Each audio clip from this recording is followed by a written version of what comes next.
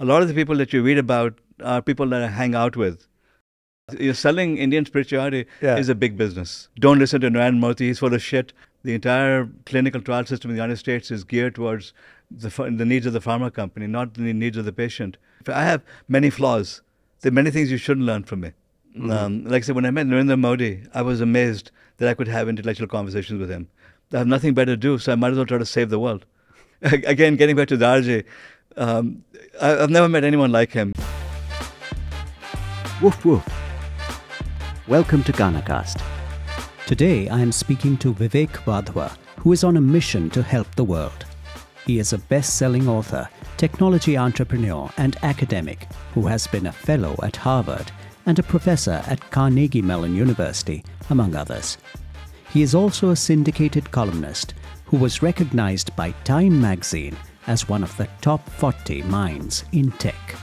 Thank you so much for taking the time out to come and it's great to be here. Spend time with us. Right. As I understand, you've been doing some Ayurvedic treatments as well at the Kanha Wellness Center, and you've been taking a tour of the campus. Yeah.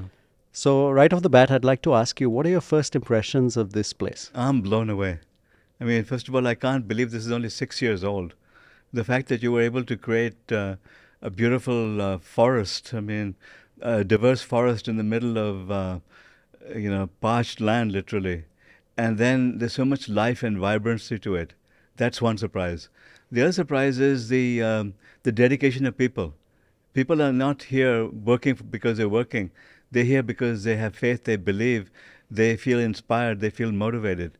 And that shows in everything. In every aspect of interacting with people here, you get this feeling that they care. They're doing it because they believe. They have a mission. That is a big difference. I've never been in a community as large as this where you have that type of value.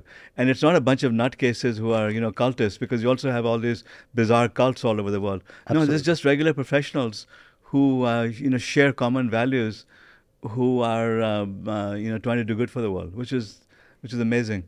So there's not too many people who are drinking the Kool-Aid. And There's no Kool-Aid here. This is what surprised me. Yeah. I mean, even, Darji, because I've met several spiritual leaders. I won't mention them because I'm going to piss a lot of people off by mentioning names. But I met... we'll go viral, brother. Please mention. Right. No, because you go to some of these programs, it's all about the self-proclaimed guru. Everything is about them. It's all marketing about them and so on. Darji is the exact opposite. He's as modest, as humble as could be. And nothing is about him. It's all about what can he do for the people he's serving, which is, what's really inspired me and touched me. Yesterday when I was with him in the evening, I said, this is my new friend. We were talking with James Doty on a podcast, and it was literally like meeting a friend. That is a new experience for me. Absolutely. Absolutely. I mean, there is no that formality and the pomp and the circumstance around. It's also not about ego, not about self. It's about, and what happens is that the values always flow downwards. In any organization, it starts from the top. So when you have the leader who's now being humble, modest, who's not living a exuberant lifestyle, who doesn't have a bunch of Rolls Royces and Porsches there, who's not obsessed with making billions of dollars, as many people are. Sure, it's a big business. It's a lucrative business. Exactly. Selling Indian spirituality is a big business. Yeah. And there are many people who make a living out of that. Yeah, exactly. They who become billionaires from it. There's none of that over here, which is what surprised me. Mm-hmm. So I came in a little bit skeptical, and I'm leaving, very positive. I told Pragya that, because she caused me to come here. And now she keeps insisting on me coming back, and what I realized is I do have to come back for the 7-day course. 3 days isn't enough. Even though it was amazing to get the Ayurvedic treatment and learn the meditation, 3 days just ain't enough. Well, we hope to keep seeing you back here. It would be lovely to have you. Yeah. So, in your interactions with Darji, what were the topics you discussed? No, we've talked about so many different things already. Mm-hmm. I mean, I talked to him about some of the big projects I'm working on. Then I even talked about marketing and positioning. So a broad range of topics, science and technology to like spiritual values and giving back to the world. Mm-hmm. Mm-hmm. I've now spent many hours with him. It's been quite an experience being here. So, Mr. Wadhwa, you are very busy as a columnist, as a fellow at Harvard, and professor at CMU. How you mentioned that you also visited other spiritual organizations. How did that start? How did that interest start? Because your time must be very precious. So it's only things that are extremely Yeah, I've important. retired from teaching, by the way. Hmm.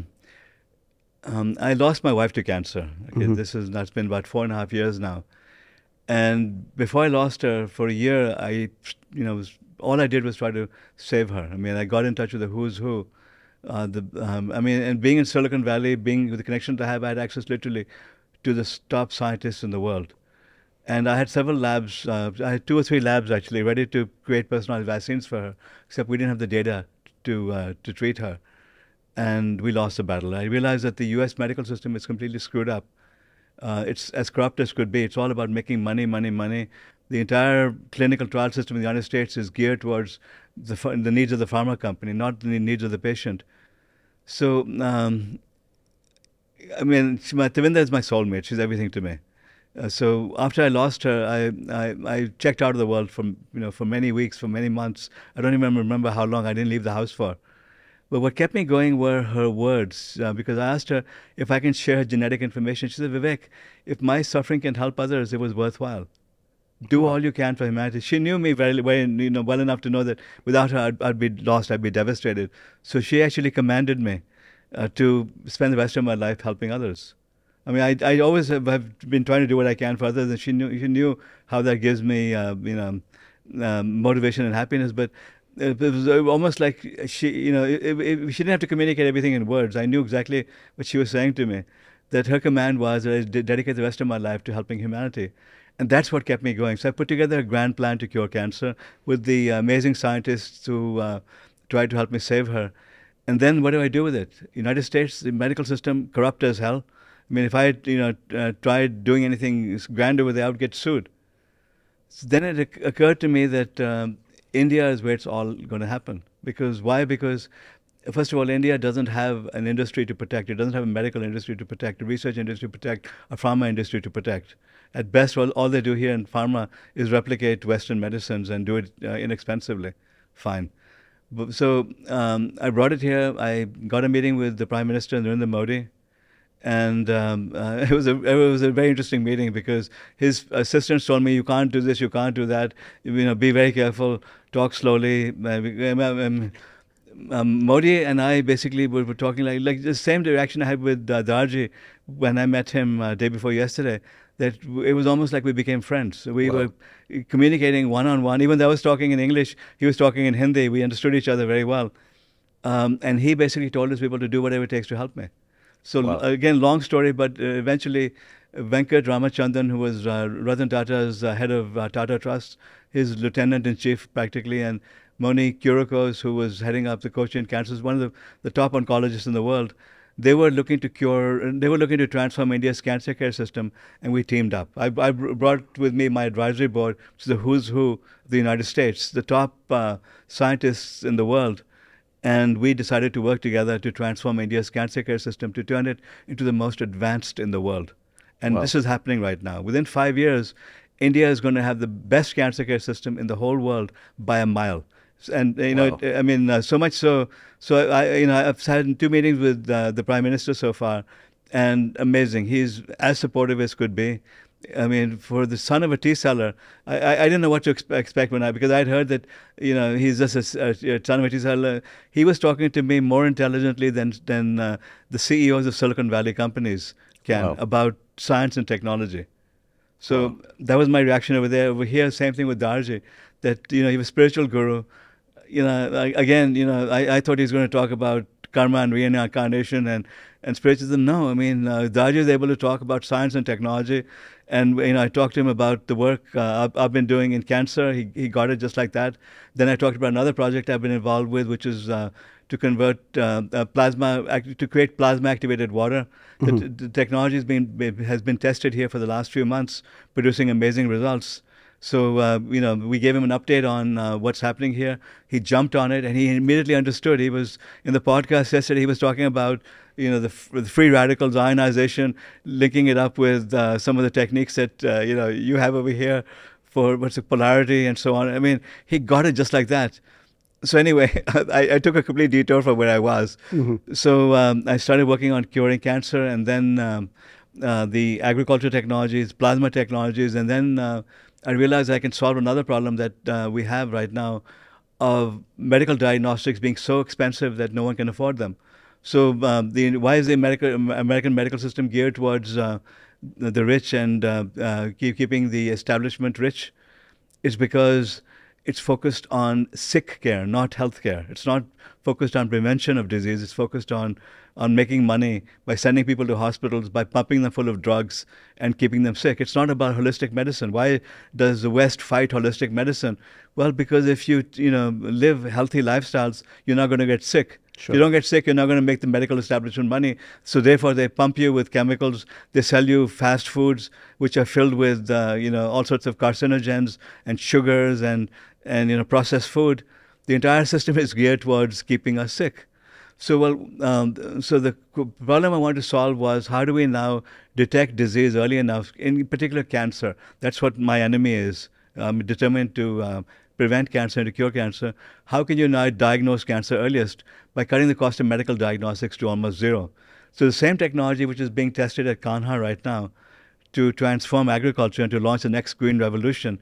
And I'm going to let Darji talk more about the green revolution. I'm hoping that over the next 6 months or so, as he gets the results, and because he's doing again, getting back to Darji, I've never met anyone like him. He's not only is he a scientist, he's also an agriculturalist himself. He showed me his agricultural endeavors. I mean, all these amazing things that he's doing. I mean, all the plants he has and hydroponics and so on. And he's now going to become the world's leading plasma activated water specialist, because he's now going to be testing these technologies himself. So I'm going to leave it to him to tell the listeners about the next green revolution, which is going to be launched from Kanha. This is going to be his baby. But a byproduct of the technology is now when the conversion into plasma happens. So essentially converting liquid matter into light, into ions, atoms. If you catch if you do a spectral analysis of that, if you essentially put a high definition camera on it and capture the light beam in 3 dimensions, you can now start analyzing it for signatures of diseases. Wow. So this is what I believe I can do. And I'm going to know in the next 6 months to a year, because working with Pragya Kalia's company, Plasma Waters, we're now developing miniaturized devices by which I can get the spectral analysis. And then, I talked about Karkinos, the cancer care project that Venkat Ramachandran and Moni Kirikos launched. Well, what if we can now, work with them to start training up our AI? There are other pathology labs in India also who have access to massive amounts of data. The magic right now is with AI. You can train AI to recognize AI. I'm again getting off topic. What is AI? AI is pattern recognition. Sure. There's no magic in it. You essentially train it to understand specific patterns. So if I can train AI to understand the light spectrum and to understand proteins in that light spectrum, we can now detect any disease. Wow. And the beauty of it is that the ionization process costs practically nothing. It's just electricity. And within minutes, you have it all digitized up on the cloud. And now with AI, within seconds, you can analyze it and it can tell you exactly what's in that. So that's what my company is doing. Vionix Biosciences is the company. Vionix, Vionix.bio. You can, people can read up about it. That's what I'm working on.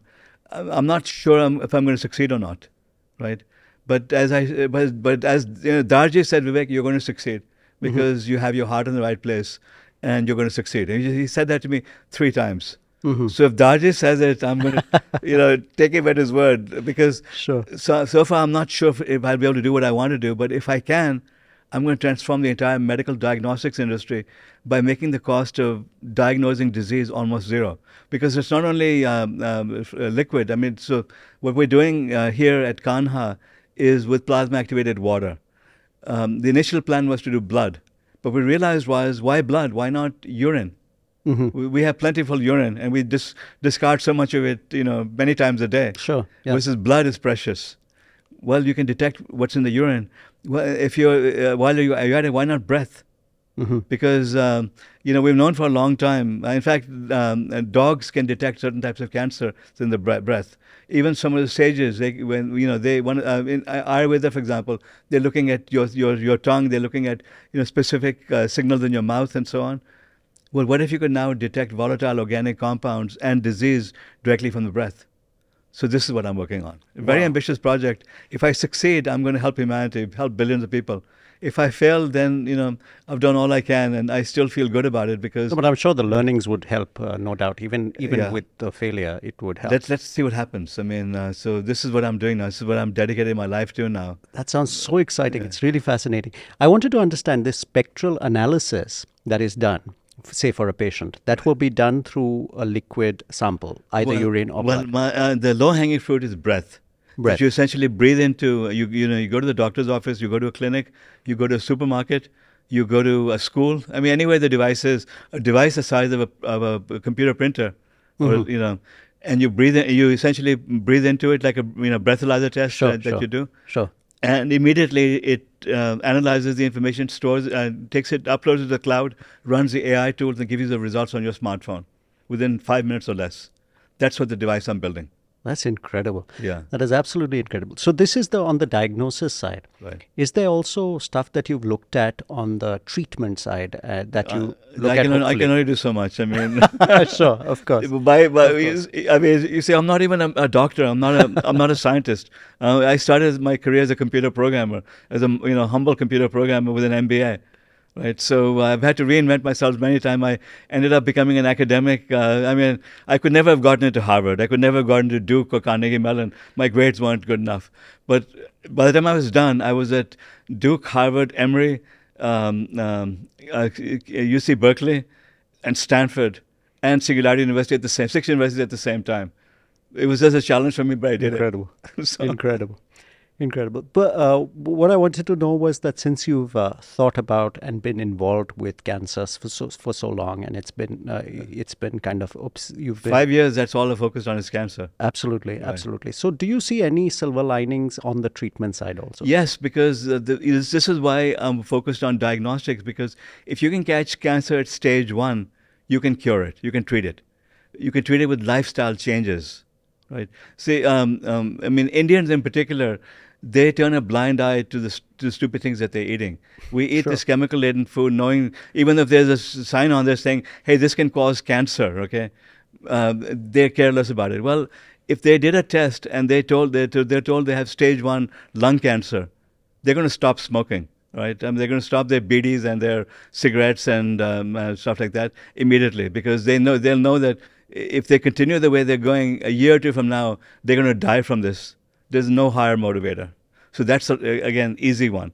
Now, other types of cancer. If you can now detect liver cancer, all these other cancers, in most cases, you can now treat it through things like fasting. I mean, it's documented clearly. There are hundreds of papers on this, that fasting can improve your health. Right. So if you could now know, and people, why don't Indians fast? If you go back to Indian tradition, it was all about fasting. It was eating healthy foods. It was all about, like good lifestyle and habits.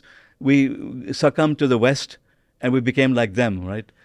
Well, if you know you're going to die, you're suddenly going to wake up and go and speak to mommy and daddy, or go and read up on the natural treatments, or go to look into Ayurveda, or other natural treatments, and suddenly you're going to wake up and realize that, hey, I have access to all of this knowledge in my own country, and I can now save myself by going back to basics. So what I'm trying to do is give people the wake-up call and let them know that they're going to die pretty soon if they don't change their lifestyle and habits. What the lifestyle and habits are, this is where Daji comes in. This is where other people. There are lots of people who already know how you can improve your lifestyle and habits and what you can do. Meditation. Start doing yoga and meditation, and you'll immediately heal yourself. I've been here for 2 days right now already. After getting the Ayurvedic cleansing and going through that, I'm feeling so much better already. Just 2 days into it. So what if you now could do this over a period of weeks or months? You could, likely treat almost every disease, including cancer, because there are healthy ways of curing cancers. The problem happens when you're at stage 4. The cancer has spread all over your body, and it's too late. This is why in India most cancers are discovered at stage 4. Because people don't get regular medical tests, and even when they do, they can't afford the gene sequencing that's needed to detect many cancers, to figure out exactly what you have. So this is why cancer is so fatal in India more than in the West. Well, Sure. what if we could detect it earlier stage? And now you go back to your roots. It's a good reason now to listen to Daji and to do yoga and meditation. Sure, sure. Another thing that is, since you are talking about the various options that are there, Ayurveda, diet, control, lifestyle change, that sort of thing. But there's another challenge in today's day and age. That is, if you are suggesting something, getting that information out is not easy, and there are lots of regulations also, because there are people who take advantage of patients as well. There's the quacks. Everybody talks about that as well. So how do you sift the? Yeah, this is the problem. I mean, I wrote an entire book about it. Your Happiness is Hacked, about how the tech industry is taking advantage of us and how they're making us addicted to technology. It's the same thing with food. The food industry has been making us addicted to the poisons that they have. I mean, Sure. we drink Coca-Cola knowing that it's pure 100% chemicals filled with poison. There's nothing good in soft drinks. I mean, people here, they drink fruit juices which are laden with sugars. I mean, all prepackaged garbage. In India, where, we've had the healthiest foods possible, yoga, meditation, all of these natural foods, they all, this is what India, specialized in. The cooking, using turmeric, using healthy spices. This is all India. And what do? We succumbed to the Western foods, the Western processes, and so on. Sheer stupidity. So there's a problem over here, and but the good thing is that the knowledge to deal with this is also available online right now. That you have to know where to look. But once you start looking there, you can get all the information you want. Before, if you were in a village, you were cut off from reality. So you would have the quacks over there. You'd have your panchayats over there. You'd have the people brainwashing you over there. You'd have the superstitions over there. But practically everyone in the village right now has a smartphone. Sure. On the same smartphone, they have access to the same knowledge that we have in Silicon Valley, that you have over here. If they want to now listen to Daji's lectures, they can simply go on their phone and watch him real time. They can, the people are watching this podcast, they can get access to this knowledge for free. Sure. That's the beauty of it, that yes, we're being overrun with noise and pollution and misinformation, but if you seek, you shall find. The answers are there. The knowledge is there. The yoga, meditation are there. And what's more, they're available online. So you can be anywhere, not only in India, but anywhere in the world, and get access to the same knowledge, and you can uplift yourself. You just have to have the motivation to do it. Yeah. And what about pushback from Big Pharma? I mean, there is... there's pushback on everything. I mean, big food. I mean, if you start talking about the fact that these chips that you eat, they're killing you, processed food is killing you, buying all this junk that you buy from your supermarket is killing you, the food industry is going to they're going to bribe some professors to publish garbage papers which show, eating... drinking Coca-Cola isn't that bad for you. You can drink all the Diet Coke you want and it'll be fine. That's stupid. I mean, anyone with a brain should know that Diet Coke is bad, is as bad as regular anything Coke. else is, Yeah. but they get brainwashed by the food industry or the pharma industry. Yes, you have all of that. The gambling industry. I mean, yes, you have these corrupt industries, the medical industry, which is trying to get you addicted to their drugs and get you on lifetime regimes of medications.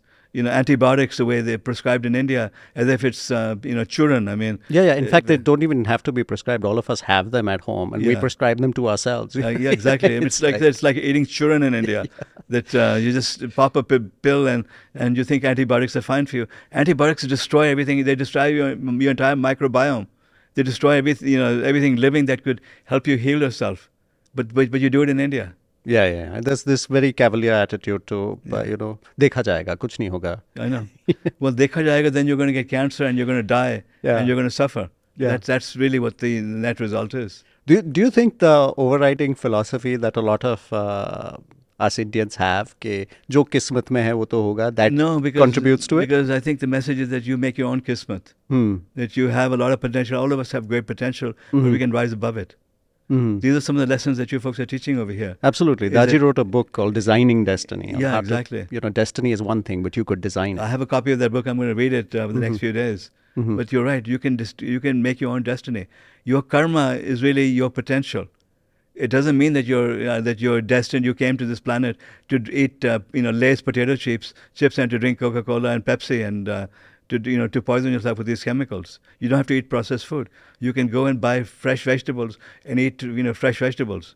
Yes, you make most of the vegetables that you buy are chemical laden, but you can probably get good organic food or grow it in your own backyard, as you're doing here at Kanha. It's just amazing that you have all of this organic produce being produced everywhere you look. There's organic food being produced over here. Well, we could be doing that in all across India. I had a friend from Ukraine some years back who was here, and he said, "You guys in India don't realize how lucky you are." I said, "Why?" He said, "You can have a fresh guava, a fresh apple from Himachal. We guys just crave for fresh fruit. It's not a thing in climates that are cold and things like that. In a tropical climate, we have that huge advantage, but yet." The modern trend seemed to be that we'd prefer oranges coming from California. I know, it's stupid. and the guavas here, the amruds here. It's when I used to visit India, I would buy the amruds because they have such flavor here. You buy this Australian version of it, a New Zealand version of it, it's complete garbage. It tastes like you're eating fluff. The Allahabad ka amrud, nothing beats the Allahabadi amrud. So Indians don't realize their own heritage. The fact is you have that. And the fact that if you can turn, this campus, 1,000, 2,000 acres of it from barren land into a fertile organic forest, imagine what you can do over the rest of India. This is why I'm such a big fan of Daji's now, because he's basically trying to reforest India and to take these healthy foods all across the country. Absolutely. Right. Absolutely. So, Mr. Wadhwa, you've been at the cutting edge of technology before you shifted focus on cancer research. You were on the cutting edge of technology. You were with big technology firms. You were meeting with the highest, the brightest minds. I'm still at the cutting edge of technology. Absolutely. The bleeding edge. Right. So I still teach corporate executives about everything from artificial intelligence to quantum computing. I teach about convergences, disruptions. In fact, there are two books commonly available, which are available in India. Indian versions, they're only a couple of $100. Driver and the Driverless Car, and From Incremental to Exponential. Driving the Driverless Car should be read by everyone who's listening to this. From Incremental to Exponential is for business executives, for startups, for people who are looking how can they build billion-dollar companies or trillion-dollar industries. That's more of a business book. Driving the Driverless Car is something everyone should read to understand all of these advancing technologies.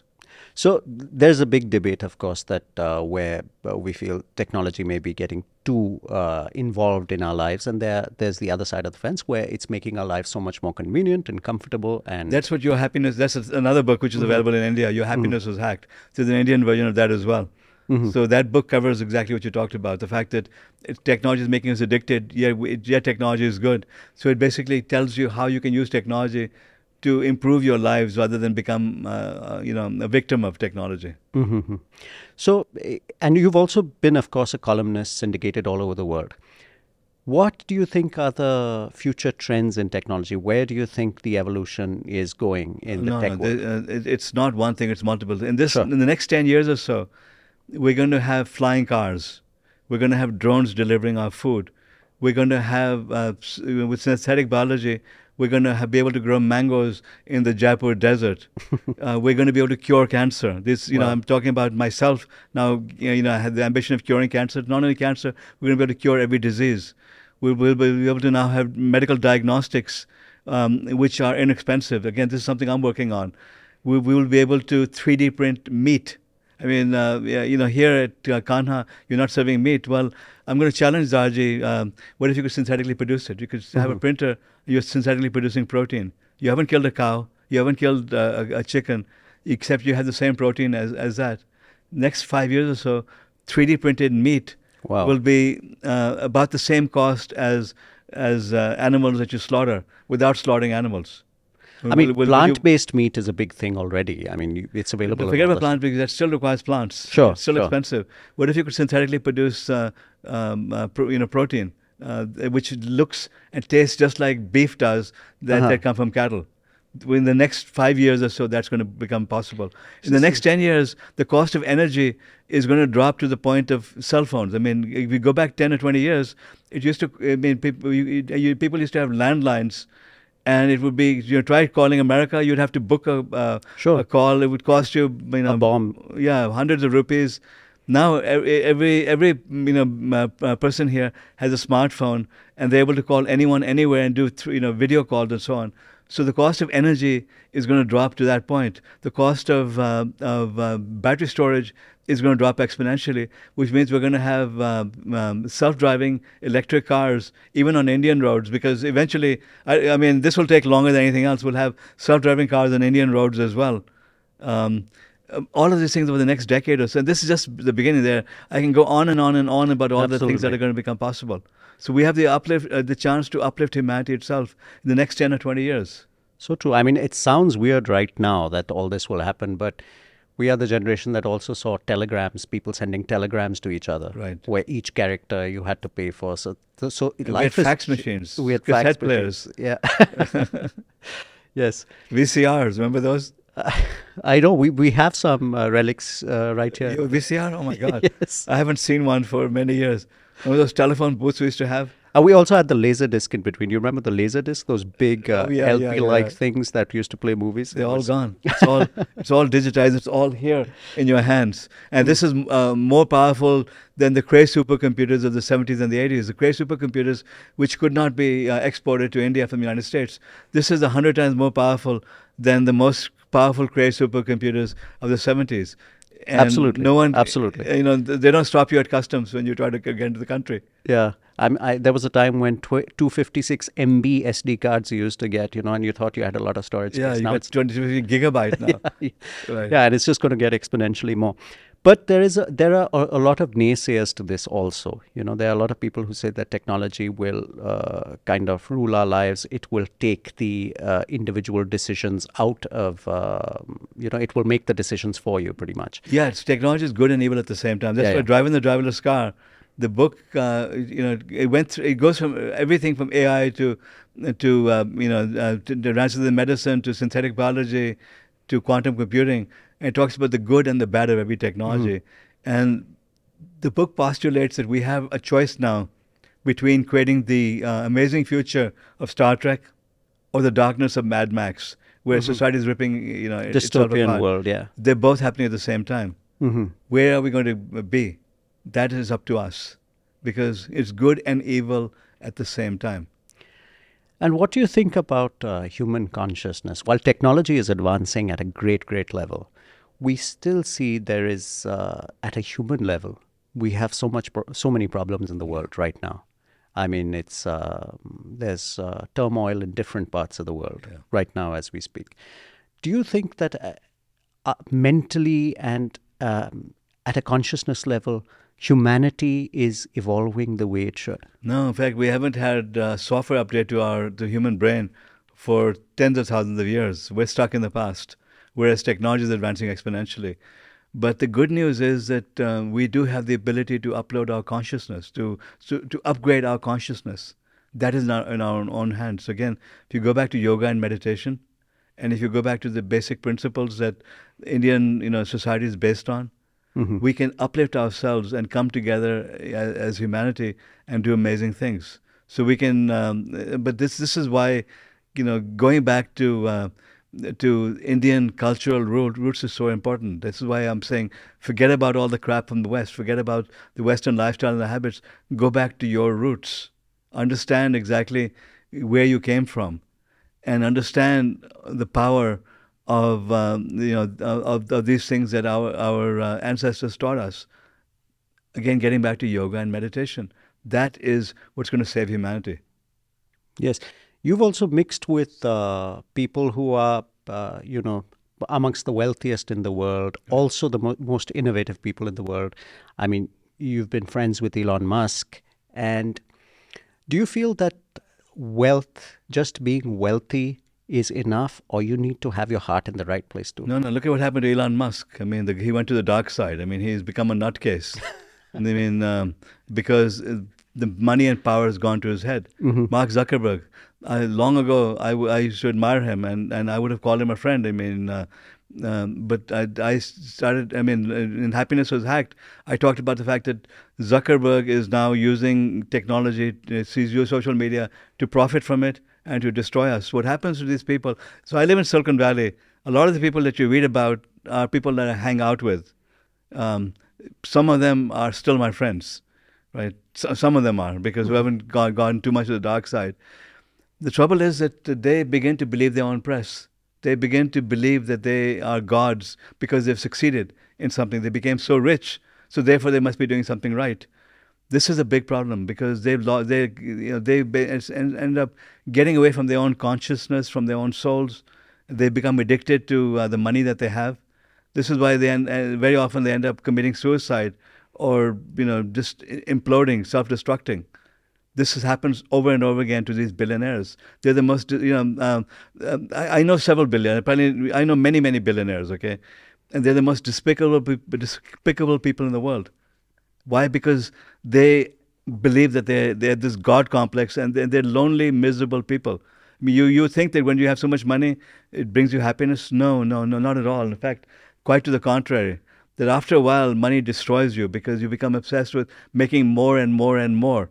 And it all becomes, a matter. So a matter of competing with one and another. I mean, you have to outdo each other. You're not content with all you have. You have to have a bigger house because this other billionaire has a bigger house. These are despicable people. I feel sad for them. I feel sorry for them. Because you need enough money to live comfortable lives. Okay, because not having money, being poor and being comfortable. There's a big delta between that, because if you're extremely poor, you can't feed yourself, you can't feed your family, your children are suffering, you can't educate them. That's it's a big problem. Sure. But after you have enough to look after your family, you don't need more money than that. You essentially you don't gain more happiness by gaining more money, because the more you get, the more greedy you become, the more obsessed you become with money. Money takes over your life. So this is the situation with these billionaires that I know. Almost I can't even tell you who the exception is. They're all obsessed with money, and they won't give it away. That they take it to their graves with them. And then the people, their relatives fight over it, and they kill each other over it. Very often, they also don't leave it to their children. It's ridiculous. They're estranged at a family level. Yeah. It's so how do you think one can vaccinate against that? I mean, vaccinate is a very loaded word, but I don't know how to tell people, but I tell you what my wife did. I mean, so she said, Vivek, she bought our children houses. We gave away 80-90% of everything we had, and she said that we should do it while we're still alive, because we can see the happiness it brings. So after I lost my wife, I sold my house in Menlo Park for a few $1 million. I gave away 80-90% of it for the same principle, and it brought so much happiness. So basically, what we've been doing is giving away, as much as we can while we can, because the happiness you get from helping others is the reward itself. So that's what I'm doing. I don't know what to advise other people. I'm not Darji. I'm not I'm not a spiritual guru over here. Yes. One other thing that you always prescribe, I mean, everybody talks of the young startup entrepreneurs and things like that. But you also advise that with experience, the entrepreneurship with experience is much more beneficial. When you've had a little experience, when you've had a little qualification. I mean, there's the typical trope of the school dropout doing a hardcore startup and having that rags to riches story. The way my life is taking me. I mean, it's just I can't believe where I am, where I've come from. Because 15 years ago, I published research which showed that successful entrepreneurs tend to be middle-aged. They're not the college dropout. I proved all of these stereotypes about the typical entrepreneur being a Mark Zuckerberg or Steve Jobs wrong. They're not college dropouts. Education is important. and age and experience are important. What I documented, this created a sensation. Lots of interest in the media was that there are twice as many successful entrepreneurs who are over 50 than are under 20. Twice as many over 50 as under 25. Twice as many over 60 as under 20. I never even dreamed that I would become one of them myself. That at the age of 66, I would end up starting my third company, and I'd become an entrepreneur at this age. So I'm living this bizarro life in which I become an entrepreneur myself. For the last few months, I wake up at 4 o'clock every morning at the latest, and I'm working until 8, 9, 10 o'clock at night, 7 days a week. Wow. I've become an entrepreneur again. Wow. So I'm basically what I wrote about 15 years ago. But all the press goes to that 20-year-old, under 20. It does, but that's BS, as I already discredited. Experience and education make a big difference in entrepreneurship.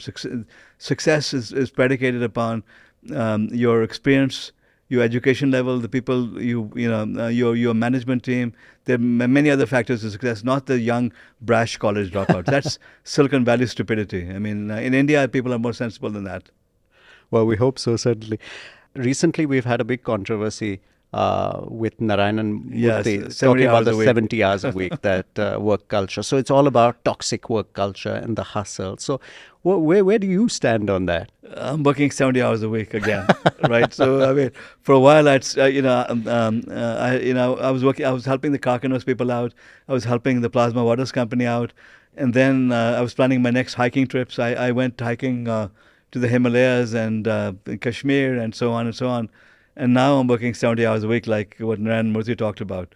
The fact is, if you're going to be an entrepreneur, you have to work extremely hard. Mm-hmm. Okay, if you're starting up in your career while you're young, before you get married, you might as well work as hard as you can, because it'll help you define your career.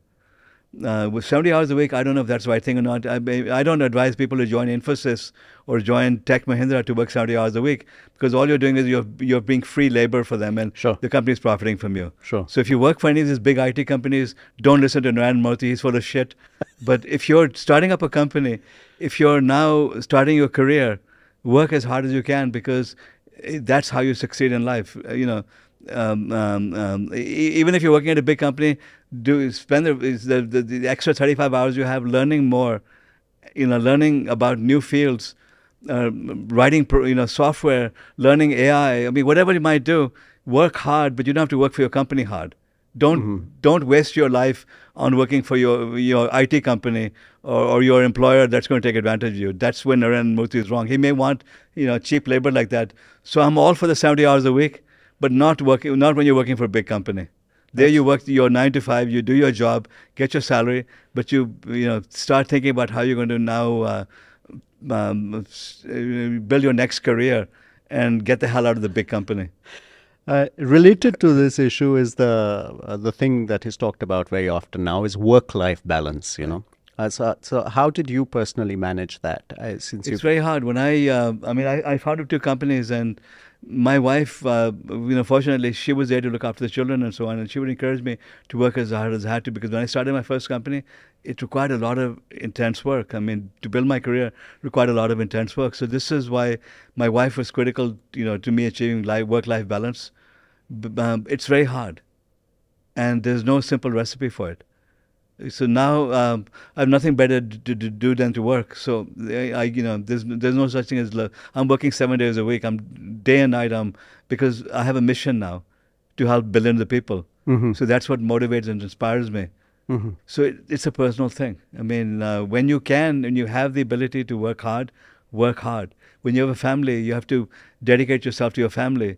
And then you have to work with your spouse to figure out what the right balance is, because it's not only the male that has to work. The spouses, women have an equal important role. Absolutely. It could be that the woman works and the man looks after the family. Why does it have to be all male oriented, as is common in the Indian stereotypes? So every family is different. Every situation is different. You have to balance the need to succeed in your career with the need of your family. It's different. I mean, you have to do what makes sense. Absolutely. Right. Absolutely. Now, you've known American society very well as a columnist also, and having lived there for so long. Right now, there are lots of problems. happening. And just last week, I think Bill Maher had an episode where he said, don't send your kids to college.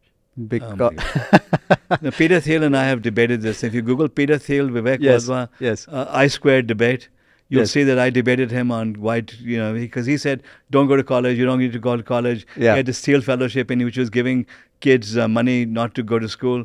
Well, as it turns out, a few of them already successful, they were already doing things, and they raised a lot of capital, but the vast majority of them are despicable, miserable people who don't have any education now, who failed at what they were doing, and they're very unhappy. That's what happens. That for some people, dropping out of school makes sense, so you don't need a degree.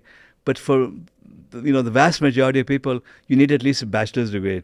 A master's degree is nice. I don't recommend PhDs to anyone, because then you're in the academic trap and you're wasting your life chasing tenured positions, and forget the PhD. Okay. I So think you can just add doctor to your name, just like Dr. Yeah, Hook. absolutely. People call me doctor all the time, and I have to tell them, hey, I'm not a doctor. But after a while, it doesn't matter anymore. No one gives a Yeah, damn sure. what your degree is. No, Bill Maher's contention was political, actually, because he said all the Ivy League colleges are having pro-Palestine demonstrations. So he's saying, listen, they're messing with minds, young minds, and you are getting, there's the whole woke and conservative debate right now, and they're schooling you in woke culture rather than the conservative culture that America is built on.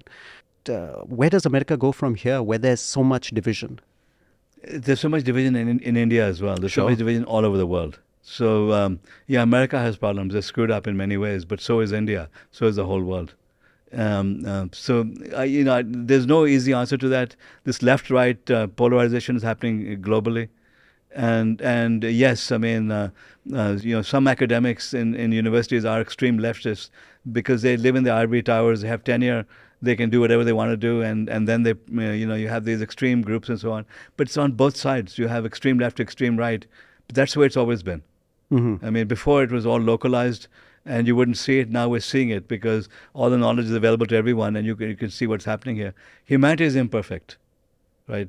So, all we can do is now try to go back to our spiritual roots, get back into our value systems and uplift ourselves. There's nothing we can do about all of society. What we can do is uplift ourselves. And if enough of us uplift ourselves and we dedicate our lives to helping others, we will uplift humanity. So what am I doing now? I'm dedicating my life to helping others. So at this stage in my life, I mean, I have nothing better to do, so I might as well try to save the world. That's what I'm doing. That's Wow. the way I look at life right now. I also But that's a lesson for everyone. That yes, there are problems. There's nothing you can do about it. You can moan and groan. You can be negative. You can in India, people just start backstabbing each other and saying things publicly and spewing out all this venom. It won't do anything. You're just going to hurt yourself. Instead, go inside yourself now and uplift yourself. Go inside and now figure out how you can help others and uplift humanity. If you do that, you'll be an example to other people, and that's how we're going to save humanity. Why do you think so many Indians, actually, since we're speaking about these cultures, Indian culture, American culture, why do you think so many Indians have been so successful in the tech industry? Well, I've actually written about this quite extensively. I've researched this. First of all, Indians in Silicon Valley, why is it that they dominated? It wasn't like that 30 or 40 years ago. If you were an Indian, you were considered to be a low-level engineer, and you were considered. When I founded two companies. I founded my first company. I was number two. I was CTO. When I started my second company, I was in Raleigh, North Carolina. I was looking for funding, and literally, I had one of the locals tell me, "You people don't make good CEOs," because that was the stereotype there. So what happened in America? We went there, and we were all bloody Indians. We all looked different, acted different. Our wives wore saris. So we were discriminated against. So here in India, when you meet someone, either are you Gujarati, are you Punjabi, are you Bengali, are you Hindu, Muslim, are you from this sect, are you that sect? I mean, all this crap. I don't even know the difference between people from different parts of India. Well, that when people came to the West, when they came to America in particular, they realized that to Americans we're all bloody Indians. So what they did something which didn't happen in India. They started helping each other. In the tech industry, they started mentoring each other, guiding each other. They started networking each other, learning from lessons from each other, and voila. When they came together, the magic happened. They started achieving success at an unprecedented rate in Silicon Valley. So the first generation of Indians started giving back to the next generation of Indians, regardless of class, caste, religion, all this Indian, bakwas, as you call it over here. We put all of that aside and we helped each other. And Indians achieved success to the point that we went from being beggars and snake charmers to being hotshot CEOs. If you're an Indian right now looking for money in Silicon Valley, you'll get your email returned faster than a white guy will, because Indians are perceived to be successful entrepreneurs, perceived to be brilliant engineers, brilliant scientists, brilliant business executives, because we succeeded and we helped each other. That is only beginning to happen in India right now. I mean, so Indians here have started helping each other, especially in the tech world. That stereotypes have changed, and it's become cool to become an entrepreneur. You go to networking events, you guide each other. So a lot is changing here as well. But what is it going to take for India to rise? Indians helping Indians, just the way they helped each other in Silicon Valley. That is the key to success. Absolutely. Giving back and helping. Absolutely. Also, one thing with the Indian community, especially in the US, is that they, once they are slightly advanced in their careers, they start kind of looking back to the traditions back home. What do you think drives that? They have a renewed What do you think I'm interest. doing here? Why do you think I'm at Heartfulness Institute? What's a guy like me doing over here? Because I'm yearning for the spiritual values of my ancestors. That I have a big advantage over my friends in America. That I have this culture, these values, this heritage, which I can tap into to uplift myself. So why am I here? Because I want to uplift myself. I want to now, go back to the fundamentals. So I'm using Ayurveda to improve my health. I'm getting, learning meditation and yoga to improve my mind, to improve my spirit, and I'm giving back to society the way, the people were trained to do. Because I believe in karma. I believe that the more I give, the more I'll gain. And it's my duty to help other people. So I've gone back to my roots. I'm the person you're talking about from Silicon Valley.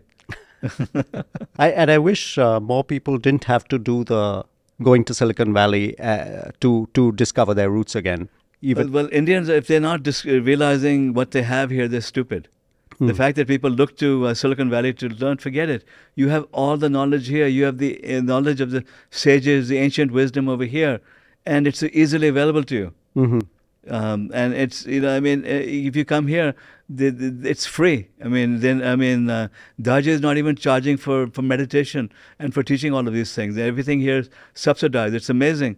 Why aren't Indians flocking here? Why do they want to go to Disneyland, and learn from the West when they can uplift their souls over here itself? This is the stupidity of India. Yeah, they've lost their values. So what do you think, we were talking about how millionaires and billionaires lose their sort of compass and just go overboard. I mean, you've been very successful. What do you think prevented you from going into a life of fast cars, and you could have been on an island somewhere right now? Because it's my cultural, my spiritual values. In fact, it was my wife's values. She was always, keeping me grounded. That even when I achieved success, I meet the presidents of countries, and I have access to who's who. She would never let me. She would never let the success go to my head. She always kept me grounded. She was a Sikh, always a Sikh values. So she would take me to the Gurdwara. Every time we achieved any success, we would say thank you to Vaheguruji. So that, was the value system that she brought into me. And this is why whatever I'm doing is for my wife, because she brought me back to my Indian cultural values. Absolutely. People also look up to you in your role as a columnist, look up to you to identify trends and see where certain things are going, see where certain initiatives are going. How do you kind of keep track? Because the world is getting so much more complicated now. It's like difficult to identify patterns within it. And how do you... The knowledge comes to you. Between all the sorts of information is always coming to me, and I'm just keep track of it. I keep learning.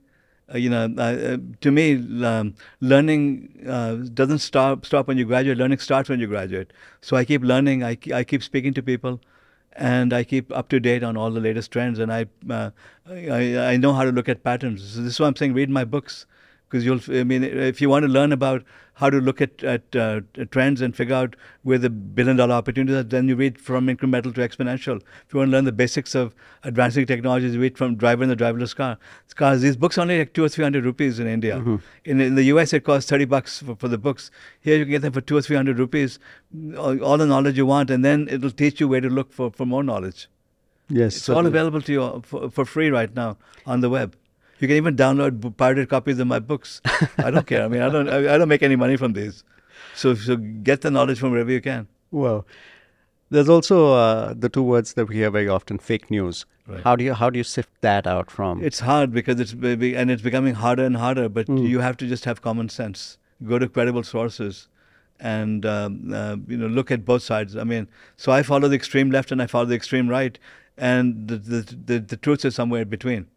So when it comes to India, I don't read the New York Times or Washington Post because it's extreme leftist.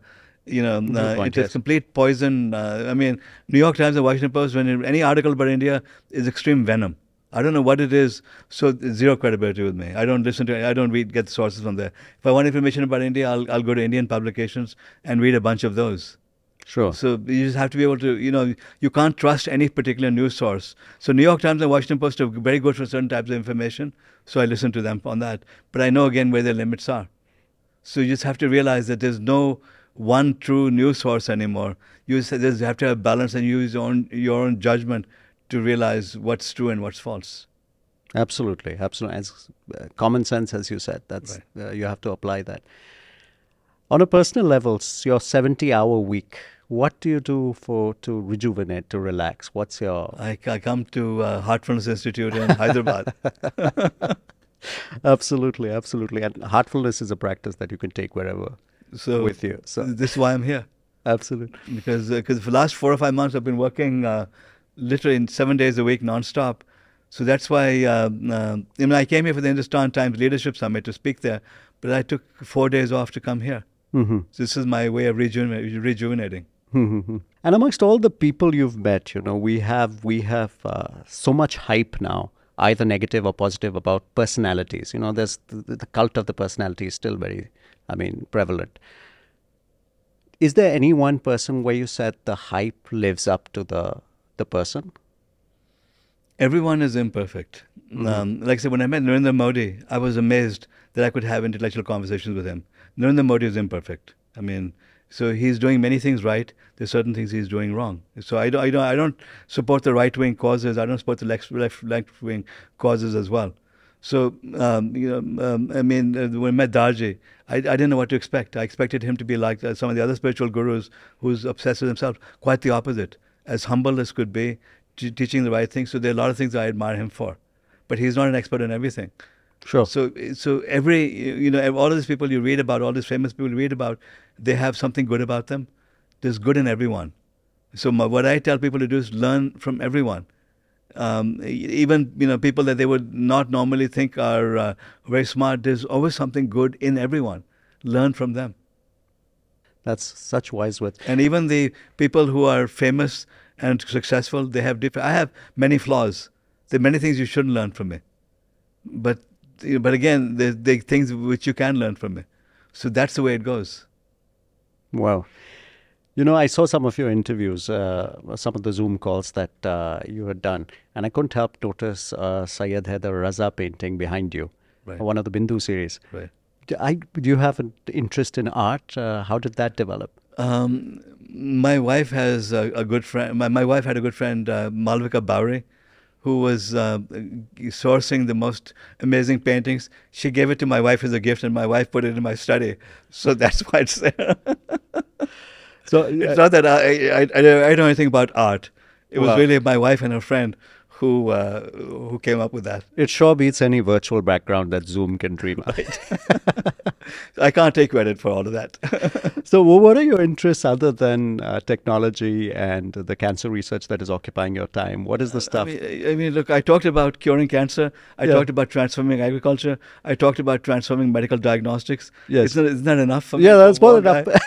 On top of that, but with you, we expect that there's so many layers. There'll be something else you'll tell us about how you. If you really want to know, I've also got a project in the oil industry. I'm thinking of disrupting the entire oil industry and making it abundant. But that's a different technology. It's a technology of license, which I might. I bought the intellectual property. I might license it to some people and get that so we can solve the problems of energy as well. Wow! Right. Wow! Incredible, because that's a huge problem right now. It's we're still dependent on fossil fuels. Right. You foresee that is going to change in the future, right? We're moving to an era of clean energy. We for the next 5 or 10 years we still need fossil fuels, but by the time a decade comes, it'll be like telephony. The cost will be almost nothing, and we won't be destroying the planet. Absolutely. To fulfill our energy needs. On top of that, you might have breakthroughs in fusion, which might disrupt the entire industry. Absolutely. Again. There's one technology after another which could save humanity. Absolutely. Oliver Stone has just done a documentary where he promotes nuclear energy as being actually a very clean and safe sort of energy. I know Oliver Stone. He's a friend. I have a private mailing list. He's on that mailing list. Oh, wow. So Oliver Stone, you can't predict what he's going to say next, what he's going to do next. I mean, he does beautiful documentaries, but he's not the guru of gurus in many of these things. Nuclear, the reason I'm not optimistic about it is because it's too expensive, and there are too many risks with it. And by the time you build a nuclear power plant, it takes 5 or 10 years. In 5 or 10 years, the cost of clean energy is going to be down by 75%. So already now, you're almost at par in terms of cost. The cost of clean energy drops by 75%, and you have this expensive nuclear power plant, which requires hundreds of millions of dollars to maintain, and which poses a risk to the environment with the contamination of processed fuels. Why would you go nuclear? So I'm not a fan of nuclear for that reason. Not that I don't have anything against it. It's just that I see the trend of clean energy dropping exponentially, and that's going to win. It's unstoppable. So it's been an absolutely wonderful conversation. Thank you. There's so many takeaways from this. I've got myself into a lot of trouble. I hope this doesn't go viral. No publicity is bad publicity. Are you kidding? I mean, I have all these nutcases hounding me all the time, especially when I talk about U.S. We didn't talk about U.S. immigration. On that, I mean, oh my God. Should we get into it? No, forget it. Where do you stand on the wall? Right. So anyway, it's been really phenomenal talking to you, and thank you so much for taking out the time. Absolutely. Just lastly, there's a lot of as kids in college right now who don't know where the world is headed, who don't know what they'll be doing in the future, who have basic ideas of what they want to get involved in. In college, for you personally, did you ever think that Vivek Wadhwa would be doing what he's doing today? No way in hell. Are you kidding? I mean, I started off as a computer programmer. I was so excited I started as a computer programmer. Then I became vice president of technology at First Boston. Ended up becoming an entrepreneur, founding one company, founding another company, being a techie, then having a massive heart attack, and then becoming an academic, getting into universities that I could never have gotten admission into. Not one, but 6 of them. And then, with my wife, losing her, and then getting into curing cancer. What did I know about cancer? But I'm determined to cure cancer right now. And then starting a biotech company when I was 66 years of age, me doing a biosciences biotech company. I couldn't have dreamed about that even a year ago. I could never imagine I'm going to be doing that. So God knows where I'm going to head up or what lies next. Life is unpredictable. But I realize that you just have to go wherever it takes you. And as long as you're trying to do good for the world will look after you. That's beautiful. That's a beautiful note to end on. Right. Thank you so much for taking out the time. Absolutely. And we hope to see you again and again in Kanha. Let's see. I hope to be back. It would be wonderful to have you back. Thank you so much. Sure, absolutely. Thank you for tuning into this episode of Kanha Cast. Please follow and subscribe to Kanha Cast on Spotify, YouTube, and Instagram. Until next time, Woof woof.